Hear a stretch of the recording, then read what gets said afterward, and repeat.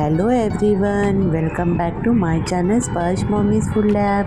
कसे आहात तुम्ही सर्व? मस्त ना? मस्तच राहा आणि मस्त राहून स्वस्तही राहा असं स्वामी समर्थ चरणी प्रार्थना करते आणि आजच्या व्हिडिओला सुरुवात करते.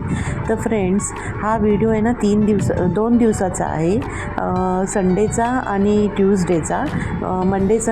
मंडेला मी व्हिडिओ नाही काढला होता कारण थोडं माझी तब्येत ठीक नव्हती म्हणून. तर संडेला आहे ना बघा आफ्टरनूनचा व्हिडिओ आहे. तर मी मटण आणलं होतं, तर मटणची रेसिपी आहे.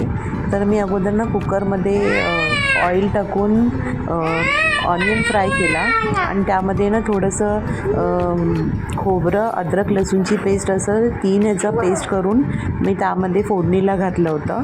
तर बघा इथे मी ना मटणला फोडणी मारते आहे. तर हळद आणि मीठ पण टाकलेलं आहे. तर बघा ह्याला ना चांगलं असं मस्त प्रकारे ह्याला फ्राय करायचं आहे, ह्याचं पाणी सुटेपर्यंत.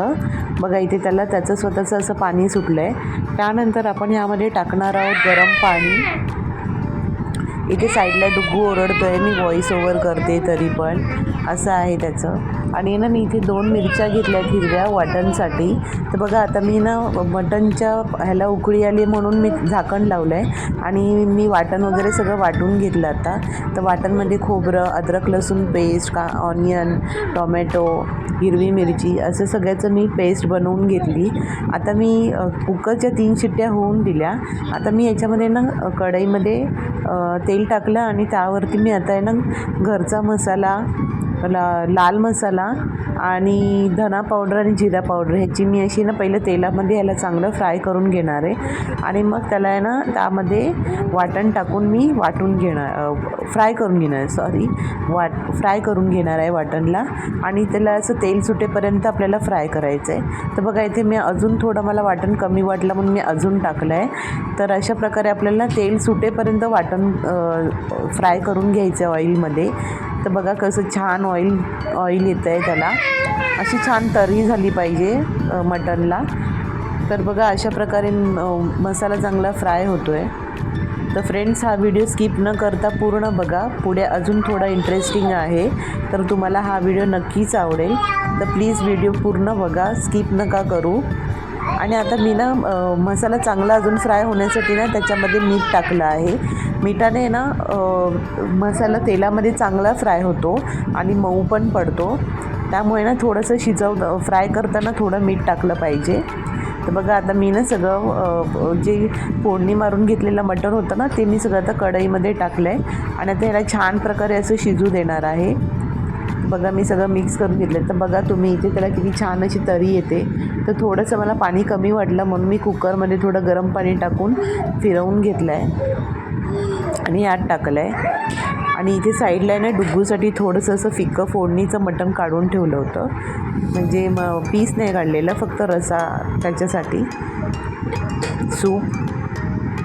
तर त्याला आवडतं रसा आणि भात म्हणून, तर त्याच्यासाठी सूप काढून ठेवलं होतं. तर बघा इथे छान अशी तरी येते, कलर पण खूप मस्त आला आहे आणि सुगंधही खूप छान येते. टेक्स्चर खूपच सुंदर आलं आहे. तुम्ही पण असं मटण बनवून बघा, तुम्हाला नक्की आवडेल. तर हा होता संडेचा व्हिडिओ. आता हा आहे मंडेचा व्हिडिओ. तर फ्रेंड्स, मंडेला आहे ना आमच्या घरच्या आरत्या होत्या आणि डुग्गूचं जाऊळसुद्धा काढायचं होतं.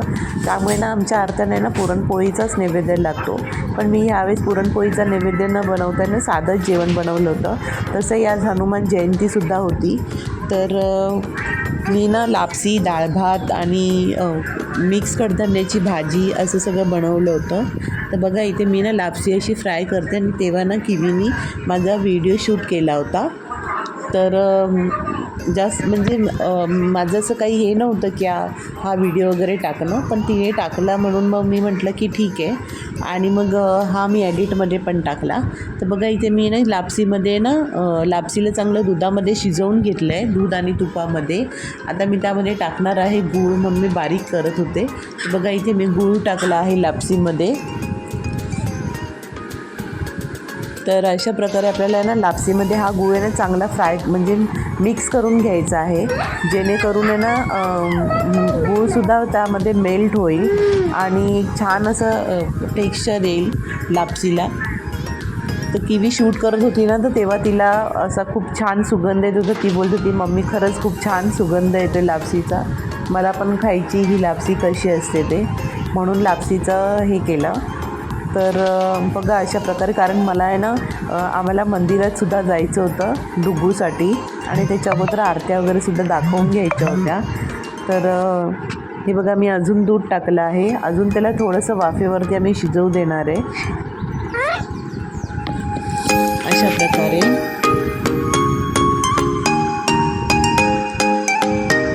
बघा इथे माझं सगळं जेवण असं रेडी होतं, आणि लापसीसुद्धा त्याची असं छान प्रकारे मिक्स केल्यावरती शिजत होती.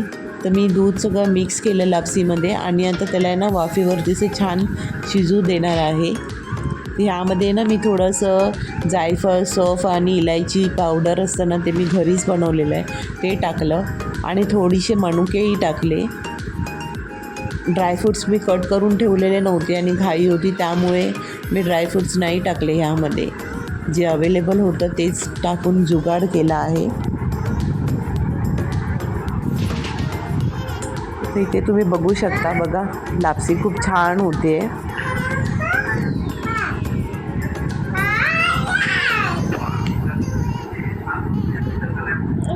आता फक्त म्हणजे चपात्या उरल्या होत्या, तर चपात्या लाटून घ्यायच्या होत्या, म्हणून चपात्या लाटायला मी घेतल्या. तर इथे बघा माझ्या चपात्या झाल्या, आणि इथे बघा आम्ही मंदिरातून जाऊन आलो, पण मंदिराचा व्हिडिओ आहे ना केस कट केलेला तो काढला, आणि माहीत नाही अचानक कसं काय डिलीट झालं. डुग्गूकडूनच त्याने मोबाईल हातात घेतला होता, तर तो वाटतं डिलीट झाला आणि तो व्हिडिओ भेटलाच नाही. मग त्यानंतर आम्ही सलूनमध्ये जाऊन डुग्गूचे केस कट करून आलो. तर इथे बघा मी घरी आल्यावरती ना मला भांडीसुद्धा खूप घासायची होती. त्याआधी म्हटलं पहिलं तूप काढून घेऊया, तर मी ना इथे रात्रभर आधी दही लावून ठेवलं होतं म्हणजे मलाईमध्ये. तर हे माझं एवढी सारी माझी मलाई जमा झाली होती ना, त्यामध्ये मी दही टाकून लावून ठेवलं होतं. तर आता त्याला आहे ना फूड प्रोसेसरमध्ये ना मिक्स करून घ्यायचं आहे. तर इथे ना मी अर्धी मलाई काढली आणि अर्धी मलाई ठेवली आहे. तर अर्धी मलाई आपण नंतर हे करणार, कारण की ना ती मलाई पूर्ण असं वरती येत होती फिरताना, त्याच्यामुळे. तर नंतर आहे ना मी बघा त्याला थोडंसं असं फिरवून घेतल्यावरती मी त्यामध्ये काही बर्फाचे तुकडे टाकले. बघा असंही टाकले नाही ना तरी आपली मलाई असा गोळा छान बनवून येतो, पण मी तर थोडासा छान गोळा बनण्यासाठी मी त्यामध्ये बर्फाचे तुकडे टाकले होते.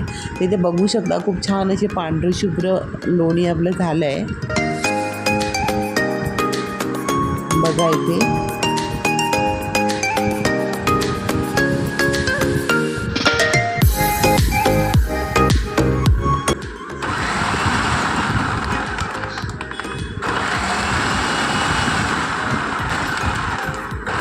हे बघा मी पुन्हा एकदा फिरवून घेते. अशा प्रकारे आपल्याला फिरवून घ्यायचं आहे. तर बघा असं छान मी कढईमध्ये हे काढून घेणार आहे, आणि ह्याला आहे ना आपल्याला 2-3 पाण्याने असं छान धुवून घ्यायचं आहे, जेणेकरून त्याला उग्र असा वास येत नाही. बरेच दिवस तूप टिकून राहतं, आणि चांगलं म्हणजे असं छान इतकं टिकून राहतं, आणि असं रवेदार तूप बनतं आपलं. तर अशा प्रकारे आपल्याला ना सगळं असं पाणी गाळून त्याचं छान असं बनवून घ्यायचं आहे. तर बघा मी इथे बनवते, बघू शकता तुम्ही किती छान असं पांढरं शुभ्र असं लोणी निघालं आहे त्याचं. तर जवळजवळ आहे ना माझं ह्याचं लोणी आहे ना 1.25 किलोचं असेल निघालेलं अंदाजे, इतकं लोणी निघालं होतं. तर आता मी दुसरं जे काढून घेतलेलं मलाई होती ना, आता तीसुद्धा मी फिरवून घेते, आणि यामध्ये सुद्धा मी थोडे असे बर्फाचे तुकडे टाकते, जेणेकरून आहे ना लवकर मलाई अशी म्हणजे लोणी असं घट्टसर पकडून येईल. बघू शकता तुम्ही. मी आता हे सगळं असं मिक्स करून पुन्हा एकदा मिक्सरला हे करून घेते, ग्राइंड करून घेते. आणि हे ना ज्युसरच्या भांड्यामध्ये म्हणजे जे माझं फूड प्रोसेसर आहे ना, त्यामध्ये मलाई ना तुम्ही जर बनवली ना तर खरंच खूप छान लोणी निघतं. तुम्हाला हे ते भांडी भरवायची गरज नाही आहे.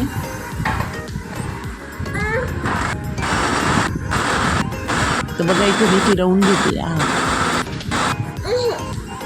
तर हे बघा असंही हे बघा किती छान असं लोणी झालं आहे, बघू शकता तुम्ही. तुम्ही अशा प्रकारे तूप बनवून बघा, तुम्हाला नक्की आवडेल.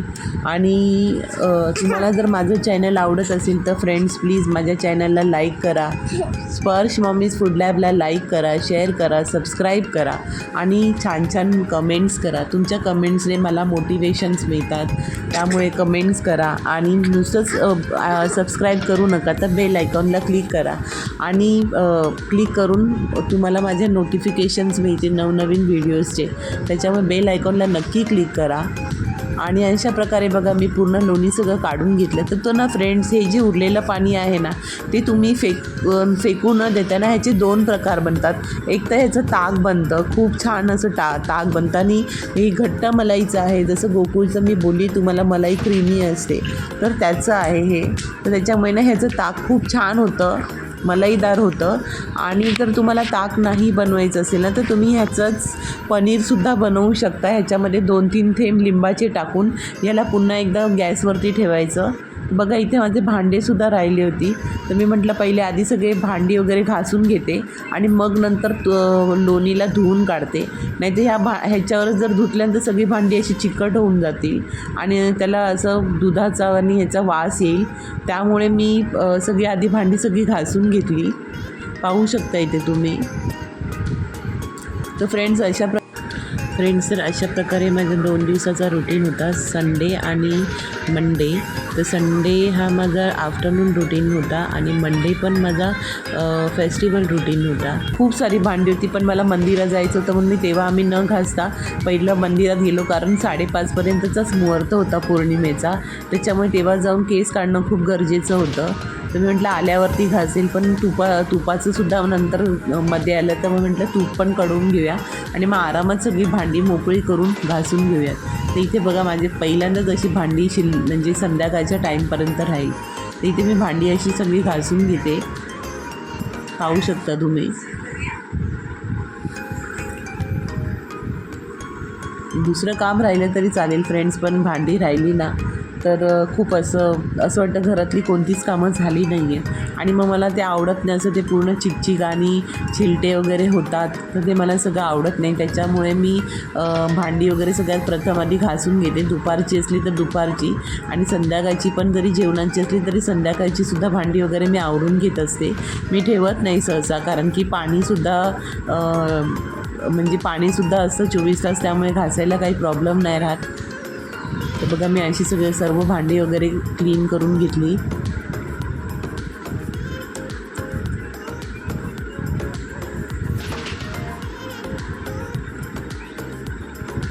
इथे ना मी मोबाईल बघता तुम्ही म्हणत असाल ही इथे कुठे बघते, मी ना इथे मोबाईल बघता हे करत होते, भांडी घासत होते. तितकंच थोडंसं एंटरटेनमेंट होतं माझं. आणि काम करायलासुद्धा उत्साह राहतो. मग मी मोबाईलवरती असं थोडेसे असे सिरियल शॉर्ट्स असतात ना, ते पाहत होते.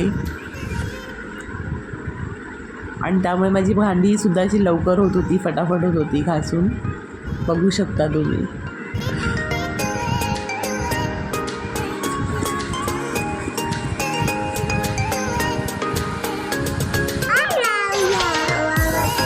तर माझा डुग्गू आहे ना, केस कट केल्यामुळे ना खूप वेगळा दिसत आहे. म्हणजे असं वाटतं की डुग्गू म्हणजे एकदमच असा मला एकदम वेगळा वाटतो आहे. आणि खरंच मुलांची जावळामधले केस असतात ते किती क्यूट दिसतात ना मुलं, आणि जावळ काढून टाकल्यावरती मुलांचा चेहरा एकदमच वेगळा होऊन जातो. तर डुग्गूचासुद्धा तसाच झाला होता. तर बघा इथे पुढे दिसेल तुम्हाला डुग्गू.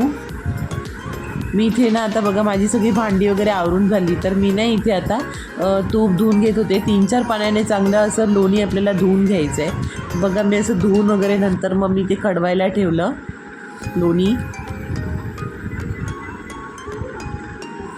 तर अशा प्रकारे हे लोणी असं कडवून मस्तपैकी तूप बनवायचं आहे. तर हे ना ह्याचं आहे ना असं छान गोळा तयार झाला होता. बघा आता किती छान अशी उकळी येते, आणि असंच उकळी येता ना ते नंतर हळूहळू तूप सुटायला लागतं त्याचं.